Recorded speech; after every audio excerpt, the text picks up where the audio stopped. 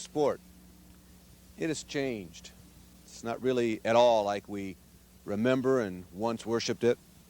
Because of the contemporary financial demands on team owners, the once beloved doubleheader is rapidly becoming a thing of the past. But fortunately, in some sports, like motor racing, occasionally one does occur. Like one of the most exciting weekends in all of racing, the annual capper to Syracuse's Super Dirt Week, the doubleheader featuring dirt modifieds and the World of Outlaw sprint cars.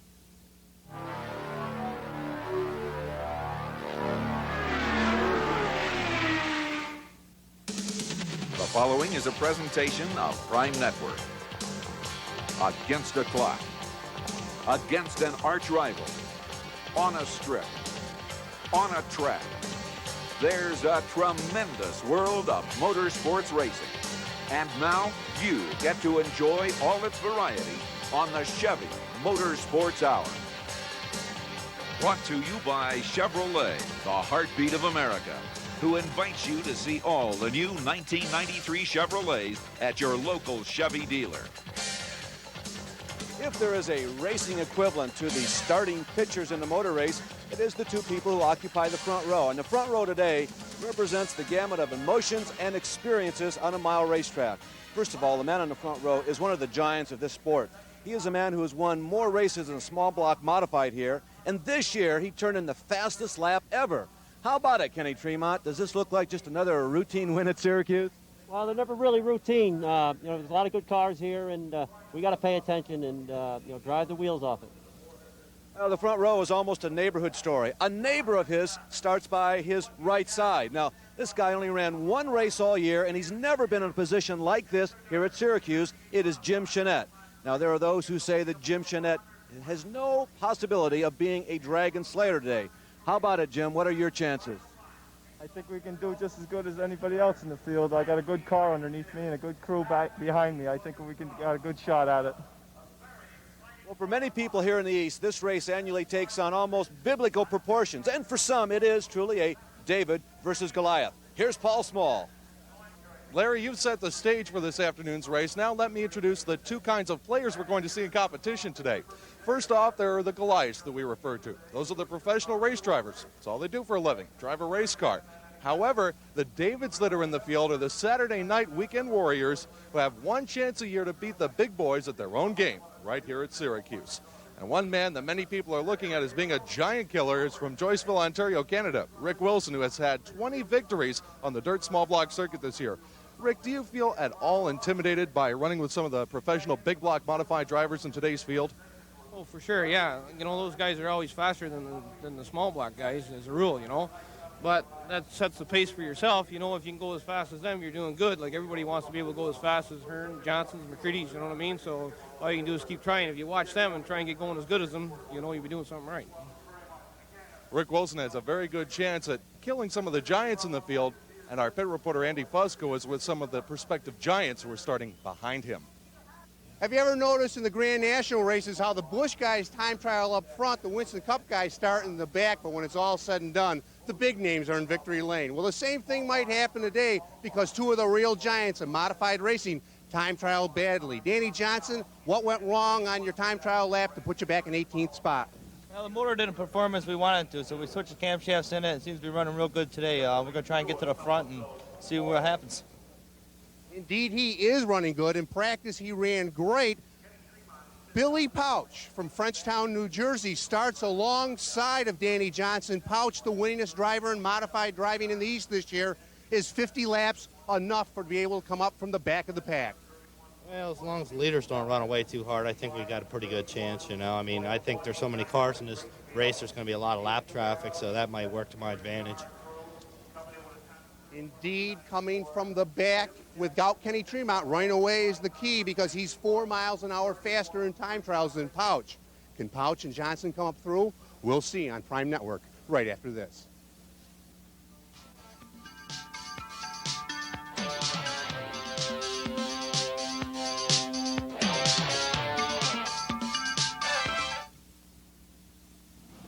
Syracuse Super Dirt Week of 1992. This is, in effect, the national championship for the small block and small V8s. 358 to be exact, modified race cars here on what we call the Moody Mile. Not only has this been the fastest Super Dirt Week to date in its 21-year history, it's being conducted on the most treacherous mile racetrack in the United States that's still in operation today. We say treacherous not only because of the racing surface, but the variations in width of the speedway as you work your way around. On the front straightaway, plenty wide, 120 feet. There's lots of room to make a mistake here, and there's lots of racing room. But as you head towards turn number 1, Larry, it begins to narrow down. Now, you might see that 7 wide for just a quick second at the start of the race, but it quickly funnels down to certainly no more than 3 racing lanes. As you get into the second turn, the outside wall in effect comes in on the drivers and funnels it right down to only 60 feet wide coming through turn number 2. If you're driving, you may think this is as bad as it's going to get. Well, you're wrong. It gets down to 55 feet wide in the backstretch, and the only way you go 3 abreast is if the guy in the bottom is in deep trouble. Then there's a concrete culvert that juts out into the inside lane on turn number 3, makes the narrowest point of the racetrack 45 feet. That's a freight train through here, Larry. But fortunately, you have gotten through the worst part of this 1 mile. 70 feet coming around corner number 4, opens up into the front stretch where you can get a lot of work done. Now, here is the field for today's 358 Small Block Championship lining up. And, Paul, they're entering what must be the most treacherous part of this mile. But the drivers with a significant amount of bravery will do a lot of overtaking right at this point. The field is forming up now. All cars are out there, 52 strong. Our pole setter today is a man who is one of the most successful of all time at this racetrack in the 358 Modifieds. Kenny Tremont, he has run 3 previous races, finished 1, 2, 3 every time. On the outside is Jim Jeanette. This may be the Dragon Slayer in today's field in the white number 15. Starting second row on the inside, Brett Hearn out of Sussex, New Jersey, driving the Miller Genuine Draft entry. He's always a threat. Outside that row is the car number 99. This is Dick Larkin's Bud Light entry. He could also be a threat. He's been very fast this week. David Canero, another one of those drivers who's hoping to unseat the big names. He's in a red number 26. On the outside in the 6th position is Billy Decker, a man who swept this race a year ago, but he's in a backup car today. Jeff Hetzler, a former winner of this event, starts inside the next row with his car number 74. Outside, another one of the professional big block modified drivers, Randy Glensky, driving car number 28. The 1984 winner of this race, Bob McCready, starts on the inside of the 5th row in the 9th position. And Stevie Payne, who finished second in the big race, the big block modified race a year ago, is on the outside. Running down the rest of the field, some of the other names you might look for, Rich Rickey, who's had a great season this year in the small block ranks. He starts 11th. Marcel Lafrance, one of the all-time great drivers in this division. He's 5th in the current points this season. Mike Rickey, Pat O'Brien leading in the Mr. Dirt Championship points for the 1992 season. And Doug Hoffman starts way out back in 49th. Doug had to win a qualifying race held at a short track outside of Auburn last night to get into today's field. He starts all the way back in the 49th position, but he could be a threat at the start of the race. I tell you who's not going to be a threat, though, Larry, is Bob McCready. Bob McCready, we understand, has been dropped from this race. Apparently they are having engine problems, and the man who was supposed to start inside the top 10, former winner here, certainly one of the annual favorites at Syracuse, will not race in the small block championship. It's horrible luck for McCready. He's always snake bit in one form or another, no matter what division he runs in at Super Dirt Week. This year, it was his turn to get bad luck in the 358 modified race. Meanwhile, here comes the field around that very tight corner number 3. Kenny Tremont on the pole. Remember, 3 starts, 3 top 3 finishes, including a win, and Kenny Tremont is on the throttle early. The green flag is out, and the 358 small block championship is underway. Down into corner number 1. Look at Brett Hearn down on the inside of Jim Jeanette. Almost gets into that wet stuff down on the inside rim of the racetrack. And Billy Pouch getting wide as well. Everybody's getting up into the loose stuff. I think most drivers took for granted how much traction they were going to get going through that first turn on the opening green flag lap. Pouch not only wide, but did some bumping and some banging, although there are no crashes in corner number 1. There's Dickie Larkin in the black number 99 trying to get inside and move up another position on Jeanette. Jeanette works to the outside. Larkin comes in on the inside. Jeanette's going to get hung out to dry here in corner number 4. A lot of drivers were worried about him starting up front. They didn't know if he had enough experience to cut it.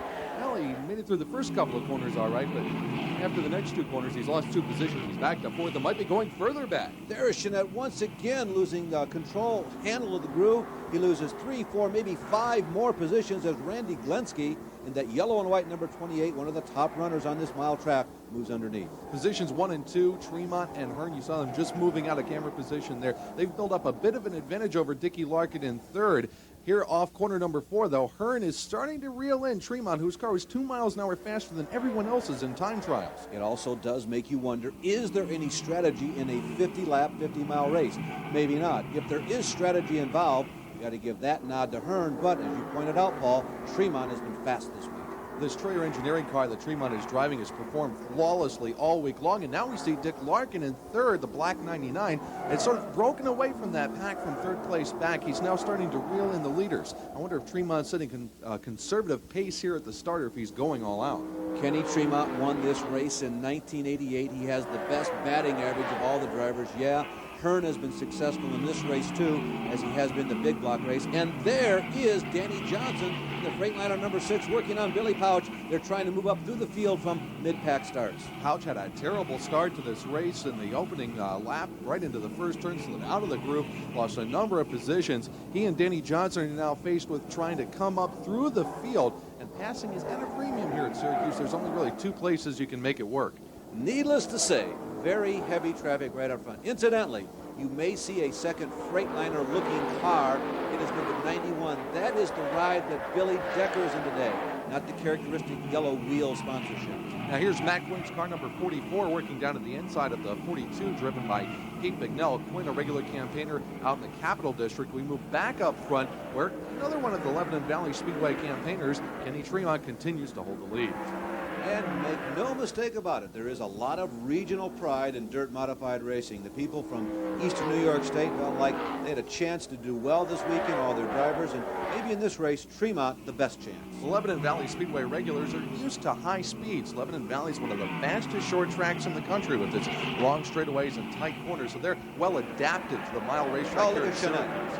Jeanette drifting high again in the blue and white car number 15 has just been moved back to 8th position, and now Steve Payne in the yellow 7X is challenging for that position. It looks like the Jeanette car's got a handling problem. As you watch him coming through the corners, the back end just drifting out and twitching a little bit. He just can't seem to hold the car down on the inside of the racetrack, and that's really going to cost him. You do feel sorry for him. His best finish in this race is 7th, and he's certainly lean on experience compared to everybody else, particularly that gold number 60. That's Doug Hoffman out of Allentown, Pennsylvania, who started the race back in 49th position. If you can imagine this, he's just making a pass on Mike Rickey for 24th. He's moving quickly. And look at Hearn. The battle up front is heating up. He taps Kenny Tremont going into that very narrow corner number 3, but Tremont holds his line. Hearn closing in as they come into the corners, but as you see coming out, Tremont's car's got the horsepower and the traction coming off the corners to pull out the advantage on Hearn as they move down the straightaway.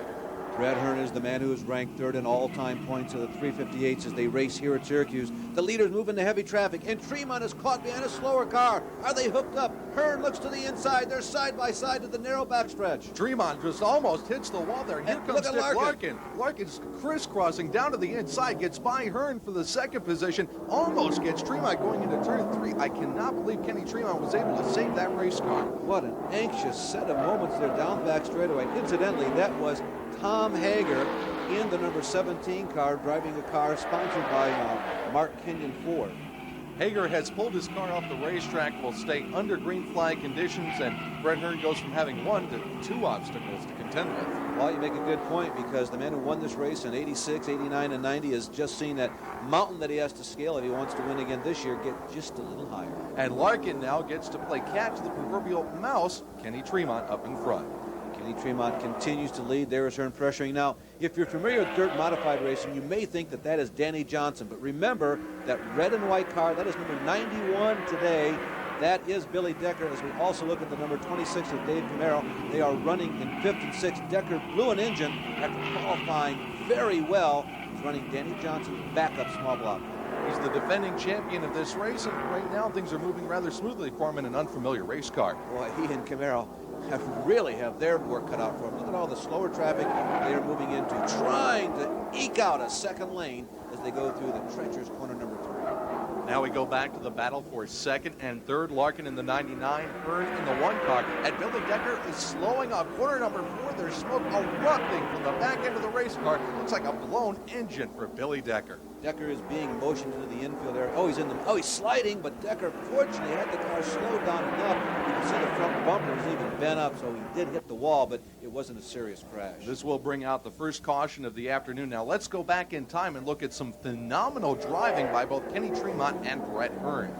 Boy, you're right, phenomenal. Look at Tremont. He swerves to the outside, somehow keeps it off the outside wall, but the most impressive thing, he keeps his foot in the throttle. Here comes Larkin in that black 99, but somehow both of them managed to save this situation, although Hearn did lose a position. Now watch the shrewd move by Dick Larkin. He was on the outside of Hearn, made a crisscross move right in front of him, snuck to the inside of Tremont. Tremont recovered in the nick of time. Here are the top 5 after 16 of 50 laps, and much more excitement to come from Syracuse here on Prime Network. This is the restart of the 358 small block main event. Tremont the leader, Dickie Larkin, a black 99 is second, Brett Hearn is third, Dave Camara is fourth, and in fifth is Jeff Hetzler in the white, number 89. They're contesting the positions here because there are a lot of lap cars thrown into the mix, and as we go back to green layer, this could create some excitement. They come 2, 3, and kind of 4 abreast, maybe 5 abreast, and look at the mix-up in the back of the field. Our car starting. Oh, somebody almost gets the fence as they take the green in corner number 4. And they're going to go 4 wide, and look at that cut across the track by Billy Pouch. Fantastic move to get back down to the inside. A lot of people thought that Pouch in that blue number 15 would be a threat today. There is Brett Hearn. He has somehow came out in second position after that restart. He must have gotten the jump on Dick Larkin there to get that second position. The field streaming down through Rick Wilson in the 24. We talked about him earlier. Has not been much of a factor at all today. One car slides. Oh! Tough contact. That looks like the 26 of Tom Foley piling into the third turn wall. Tom Foley had made contact with another competitor and simply went out of control as he went into the corner number 3 at easily better than 135 miles per hour. Caution flag comes out once again. Let's take another look at this and see if we can judge what happened. Foley in the middle of this pack of cars. You'll see him coming out of the bottom of your screen as Wilson and Doug Hoffman, 60, head to turn 3, makes contact with Kirk Van Duser's car, and apparently it broke something. He had no control whatsoever and just slammed into the wall. So Foley was out of the event, and Tremont somehow throughout all of this had been able to hold on to the top spot. But Mr. Hearn was still right there behind him. Meanwhile, Danny Johnson and Billy Pound still had their private battle going on in 8th and 9th, and Doug Hoffman's march was continuing. He had gotten up to the 14th position. But Kenny Tremont continued to hold on to the lead after 28 laps officially were complete. Hearn, Larkin, second and third. You see the rest of the top 10. This still was anybody's race as we headed toward the final stages of this contest.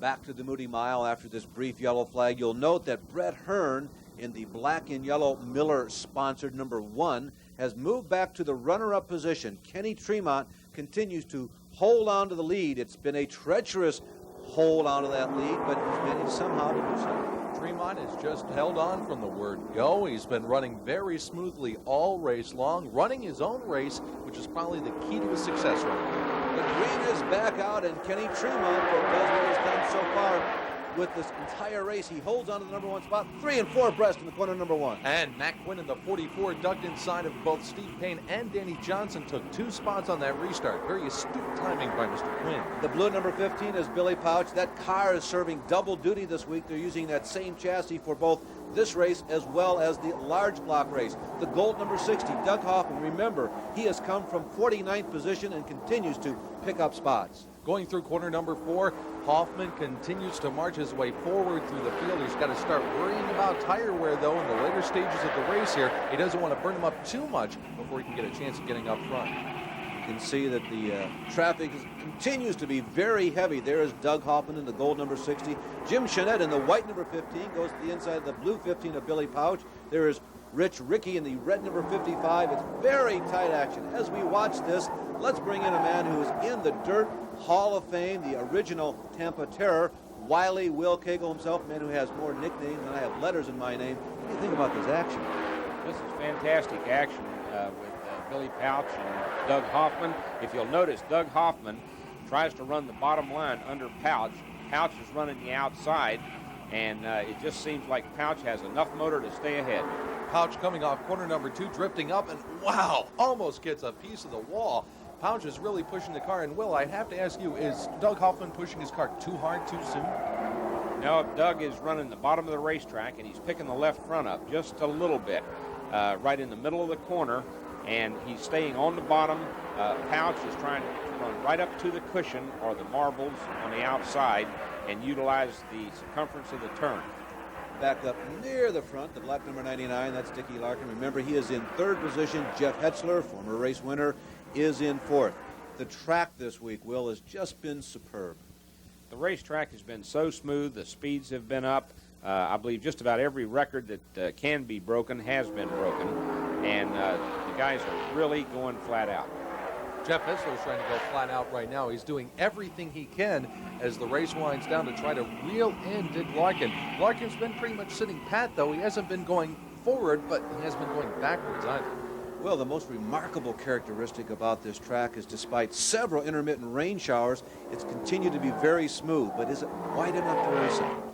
Well, it funnels down several places, starting between 1 and 2, down into 3 and 4, and the narrowest point is actually going into 3, and then it opens up coming off of 4 again, and your home stretch is the place to pass. The back stretch, you have to really hold it close or be running much faster than a competitor too fast.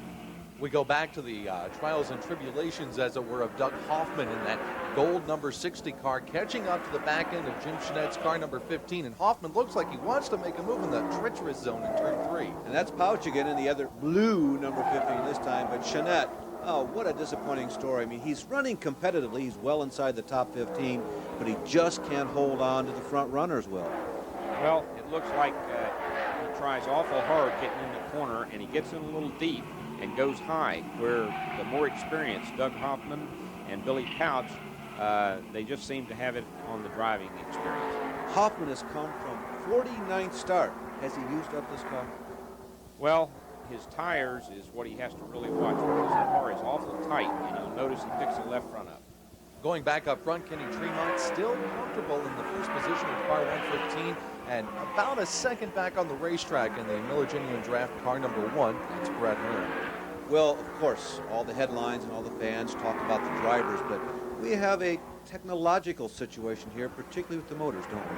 Yes, we do, Larry. The lead car, Kenny Tremont, is a ported engine, which requires that he weigh 2,600 pounds. Brett Hearn has a non-ported engine, which means he can weigh 200 pounds less or 2,400 pounds. As we look at Hetzler, keep in mind those 200 pounds, that's almost 1/10 the total weight of the car. So theoretically, Paul, if he's 10 horsepower down, he's still competitive.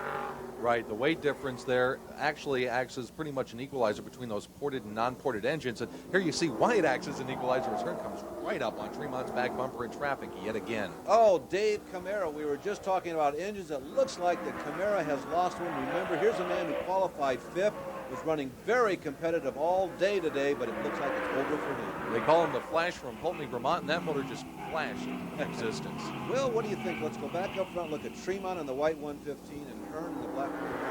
What do you like so far? Well, Kenny Tremont definitely has the advantage with the ported engine and the horsepower coming off the corner. Brett can go on in a little deeper because he has a weight advantage of 200 pounds less. But you still didn't pick one. Which one do you like? I believe Kenny Tremont, with his horsepower coming off, is going to be awful tough.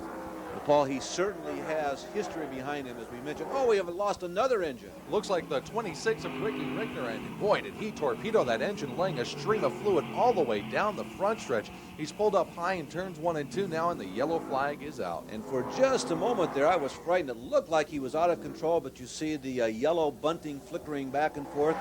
We're going to have a pause in the race here as the cars are kind of jamming up there in the front stretch, but scorers will get this all figured out. 38 of 50 laps are now complete. Kenny Tremont continues to lead on Prime Network.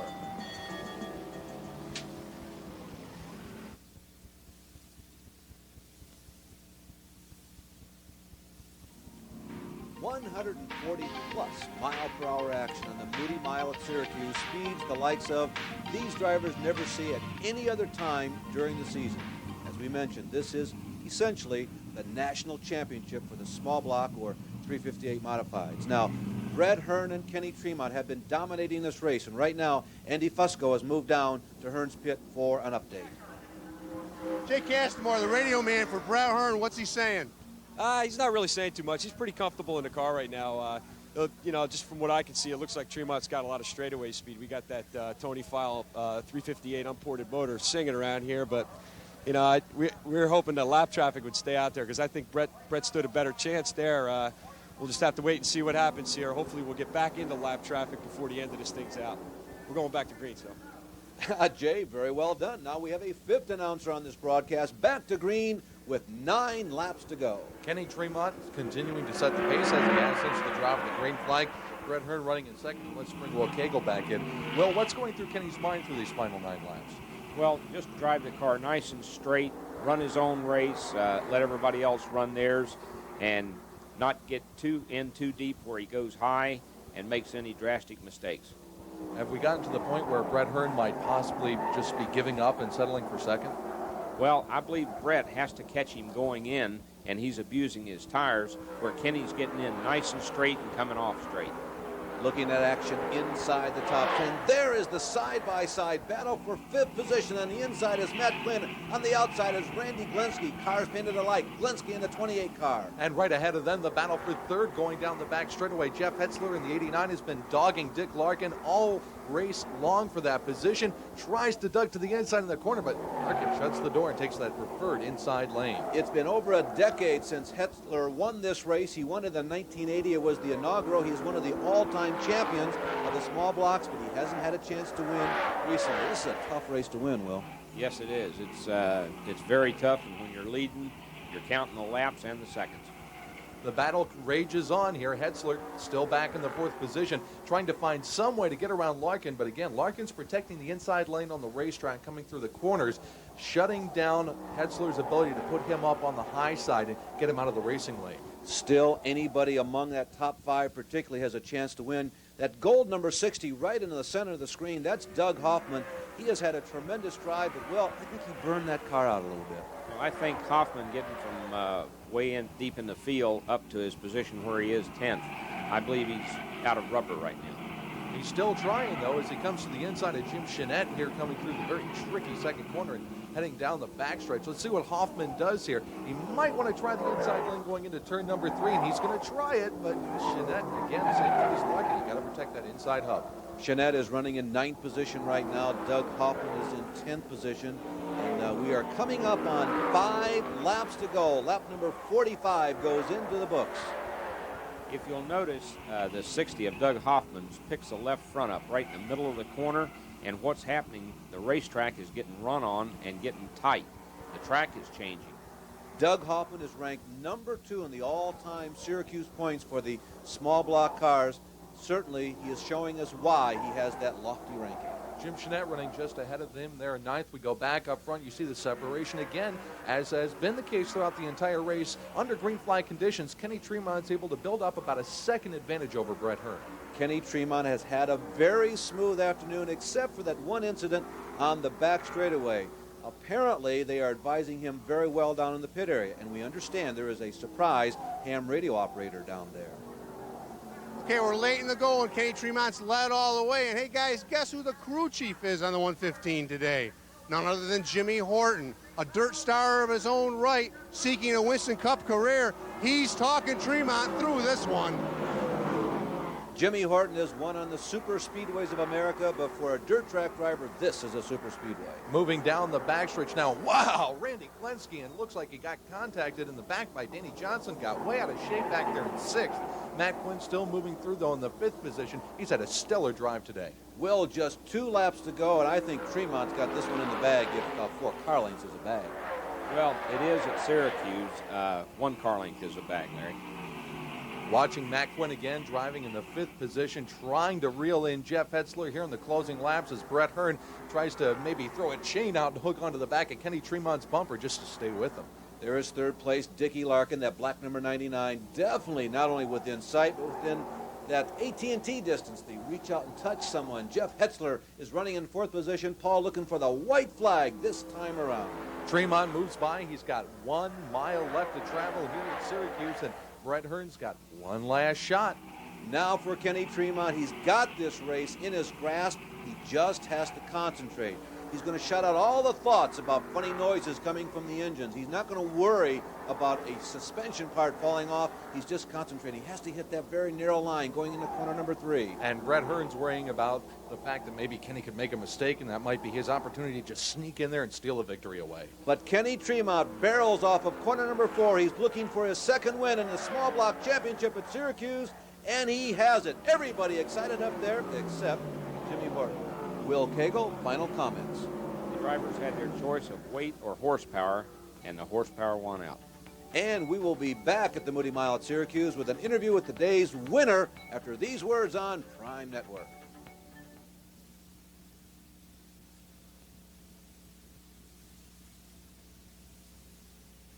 Here at Syracuse, the man who has the best career batting average in this race, Kenny Tremont, has added to that by winning this great race for the second time in his career.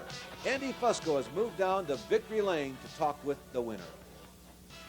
Kenny Tremont, I know they're never easy, but that one did look comfortable. Well, it really helped to start on the pole. That really made our whole race. I knew on those restarts there with Brett and stuff, he was looking to get in front because he'd be tough to beat once he got out front too. But the key to this deal is starting up front. Jimmy Horton is the crew chief on the radio. How did that thing come about?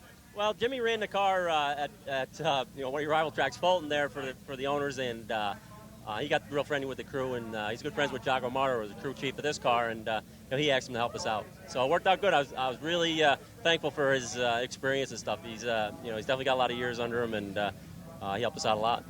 Before today, Tremont had led just 17 laps of this great annual race.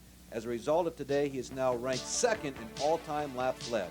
Hearn was second, Larkin third, Jeff Hetzler moves up to fourth, and Matt Quinn fifth. And in position 6 through 10, you see Doug Hoffman wound up in 9th spot at the end. And Kenny Tremont, like the ace reliever in baseball, made a key save in this race, and that guaranteed him the victory. Syracuse is always fascinating, and it was again today. Even though Kenny Tremont led flag to flag, it wasn't easy. But then again, it never is at Syracuse. Thanks for joining us, and we'll see you the next time at the races.